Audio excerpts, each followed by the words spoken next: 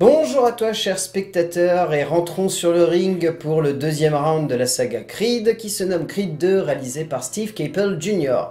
L'histoire pour faire extrêmement simple, Adonis Creed vient de devenir le champion du monde des poids lourds et à partir de ce moment-là va se mettre en route une machine bien étrange, c'est-à-dire que Ivan Drago, celui qui avait tué son père, a entraîné son fils Victor Drago dans un seul but. Faire en sorte qu'il combatte Adonis Creed sur le territoire américain pour lui foutre une grosse pâtée et regagner entre guillemets ses lettres de noblesse auprès de l'État russe. Et donc on va suivre toute la mise en place du combat, etc. Voilà, ça ressemble un peu à Rocky IV. C'est normal, je pense que c'est souhaité et ça démontre bien qu'il y avait une vraie envie dès le début chez les Creed de créer quelque chose qui soit une vraie filiation entre la saga Rocky et la saga Creed. Pour en parler avec moi, un petit nouveau pour commencer l'année 2019. Bien le bonjour. Comment vas-tu? Bah très bien et toi? Bah écoute, ça va plutôt bien. Ouais. On avait un bon film de boxe, Ouais. donc ça donne forcément envie C'était bien. d'avoir la pêche.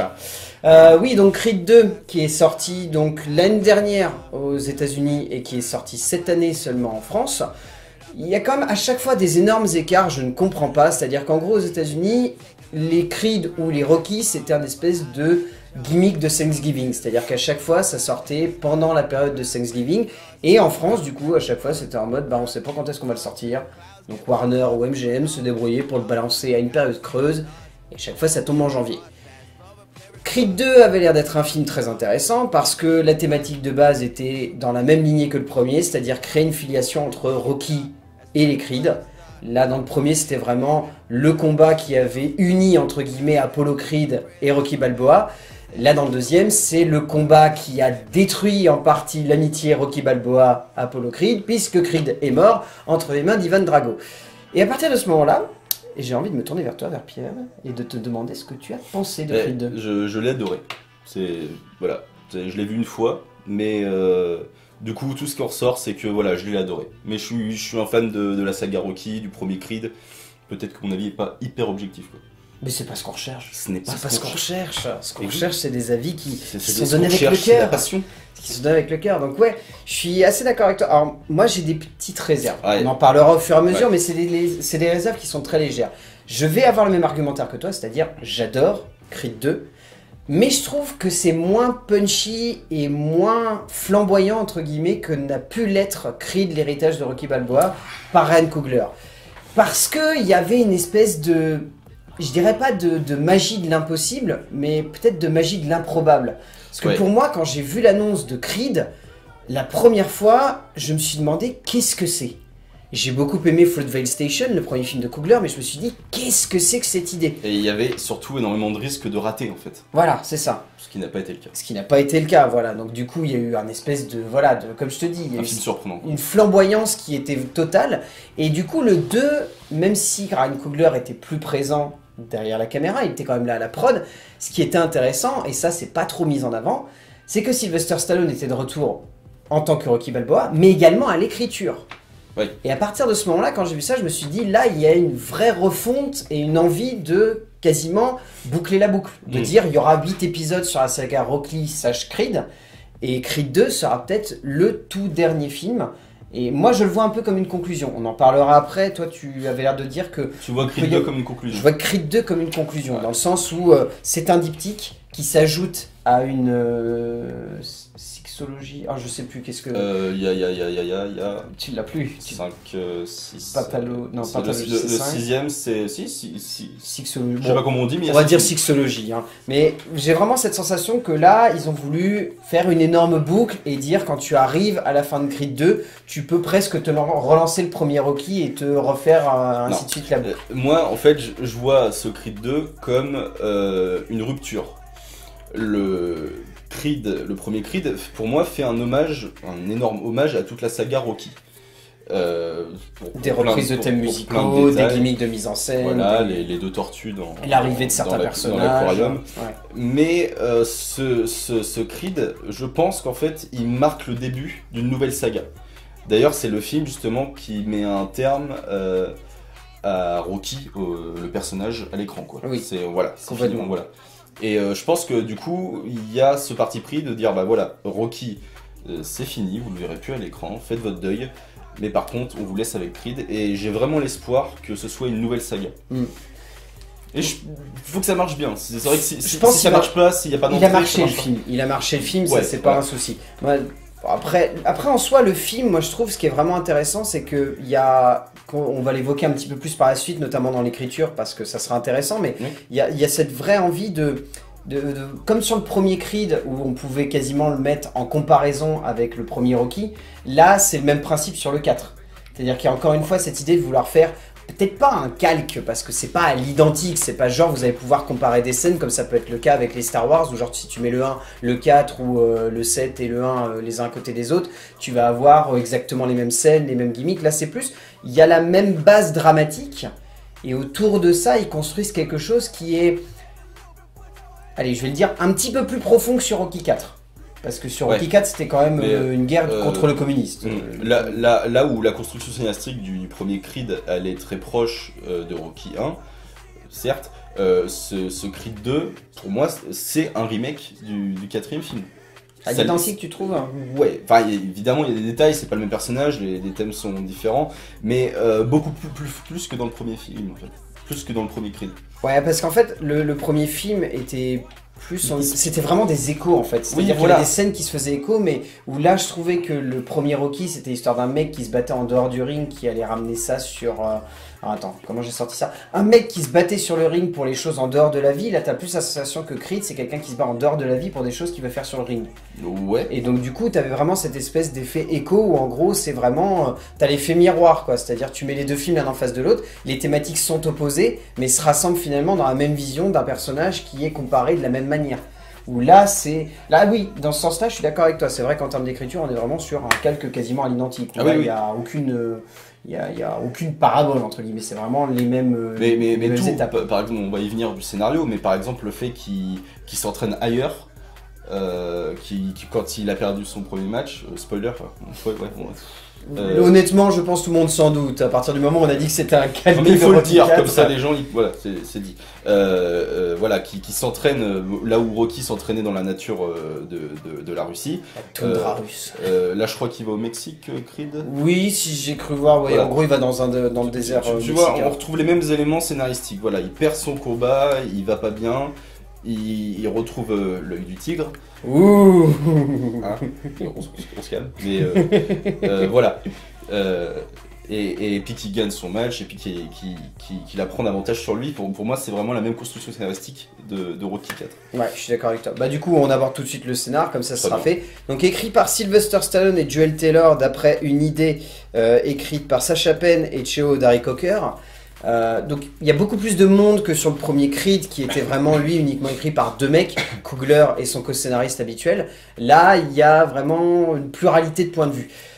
Moi il y a un point que j'ai envie tout de suite d'aborder qui est très intéressant parce que j'aime bien tout le monde le soulève un petit peu et je trouve ça toujours intéressant, c'est à chaque fois il y a toujours eu cette comparaison entre Rocky et la vie de Stallone.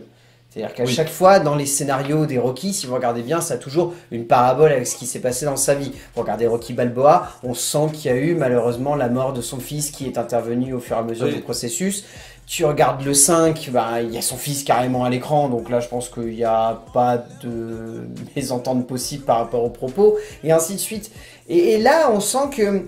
Une nouvelle fois, il a voulu ramener un petit peu ça sur le devant, remettre un petit peu de sa vie personnelle sur le ring et faire en sorte de faire écho à pas mal de choses. Et je pense que comme tu me disais un petit peu en intro, et je trouve ça très intéressant, il y a vraiment cette envie de la part de Stallone de, entre guillemets, boucler la boucle et dire c'est mes adieux. Mais pas uniquement devant la caméra, un petit peu derrière aussi, parce que c'est moi qui ai construit la saga Rocky. C'est l'œuvre de sa vie en fait, c'est ça, c'est clairement ça. Et Rambo. Mais Rambo, il l'a moins bien fait. Rambo, il l'a moins bien fait. On en parlera pour Rambo. Pour Rambo The Last Blood. The Last Blood, c'est ça. Mais ouais, du coup, moi j'ai bien aimé toute cette conception autour du scénario qui vise vraiment à amener ça. Après, bon, je sais que tu vas pas aimer, moi je vais aborder des petits points négatifs. Je trouve qu'en termes d'écriture, il y a un énorme ventre mou dans le deuxième acte que je trouve être trop lent.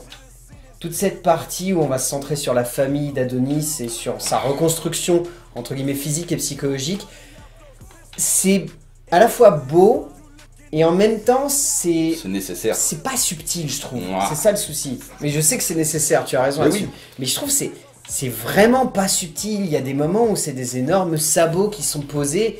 Et tu vois, par exemple, il y a une scène pour moi qui me revient en tête où je vois pas forcément la métaphore. Là où ensuite, dans une autre scène, elle est très très bien faite. C'est une scène où on va voir Adonis qui va se garer devant le club de gym, qui va pas rentrer dedans et qui va partir.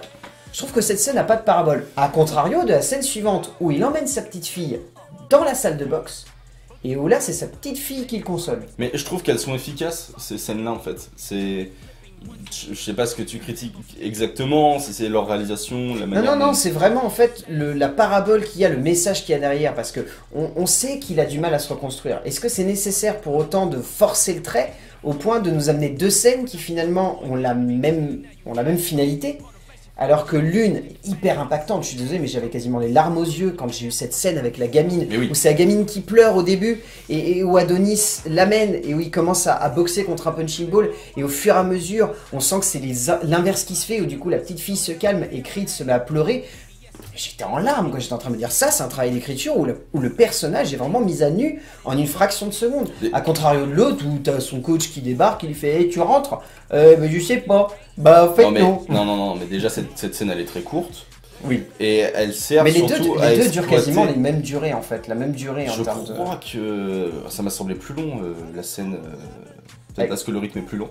Avec la fille. Oui, le rythme est plus lent, mais au final, les deux se valent à peu près en termes de durée. Mais là, ce qui se passe, c'est que pour moi, ces scènes, elles racontent quelque chose, et en fait, je trouve qu'elles le racontent super bien. Cette scène où il veut aller à la salle, tout simplement, ce qui était sa passion, la boxe, c'est devenu une peur, parce que ça le met face à son échec. Et il n'arrive pas à se reconstruire. Et lorsqu'il emmène sa fille à la salle pour la consoler, parce que de toute façon il n'y a que là où l'emmener, il ne sait pas quoi faire de plus que d'aller à la salle, puisqu'il l'a toujours fait, c'est en lui, c'est la boxe. Dans cette scène, c'est parce que il y a sa fille, et parce que du coup elle devient un moteur pour lui.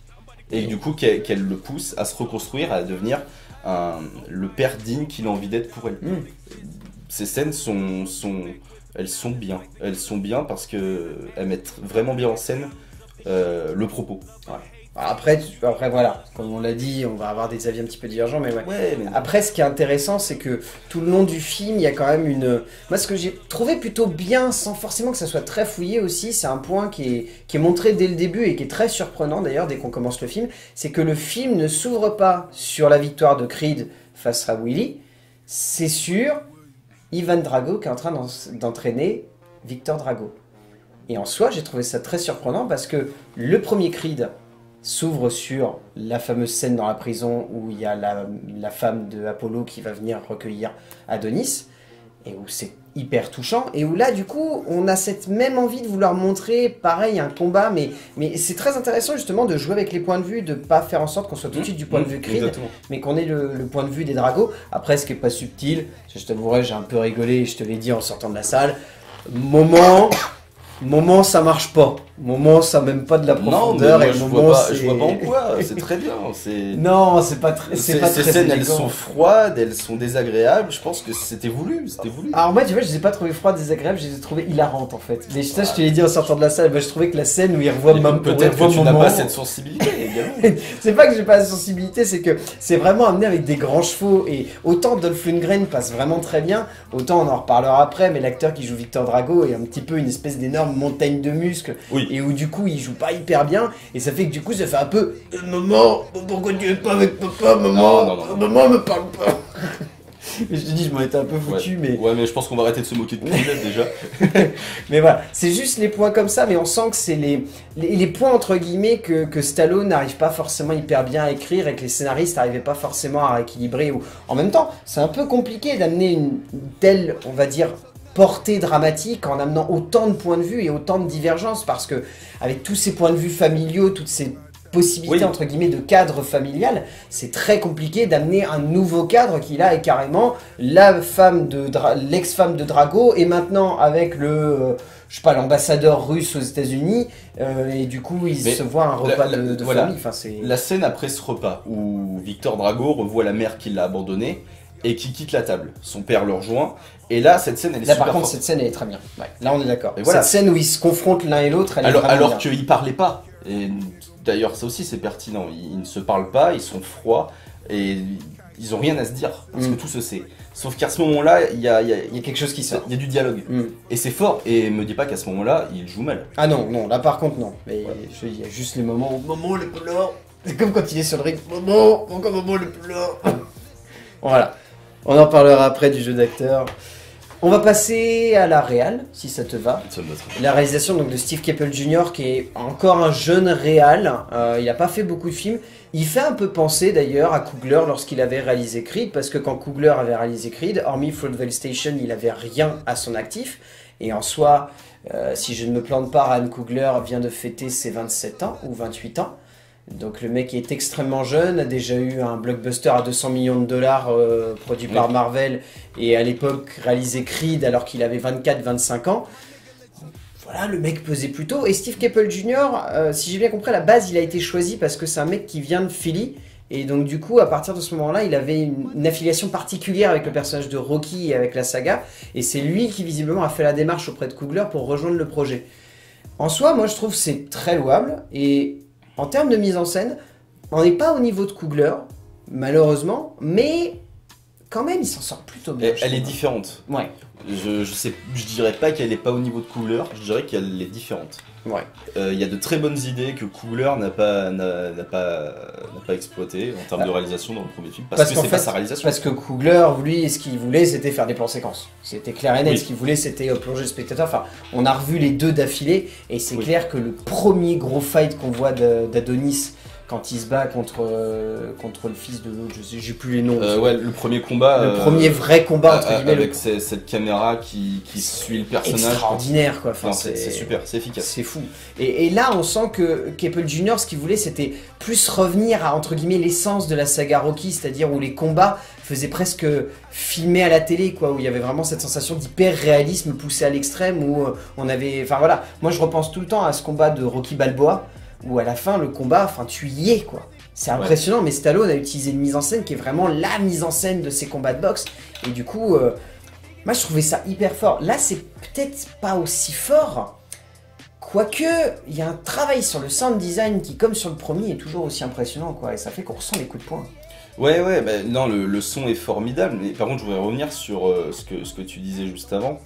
Rappelle-moi ce que tu disais juste avant. Par rapport au réalisme des combats et à Rocky Balboa. Voilà, là où Rocky avait des combats qui étaient mis, comme tu le dis, justement en scène, comme un combat à la télé.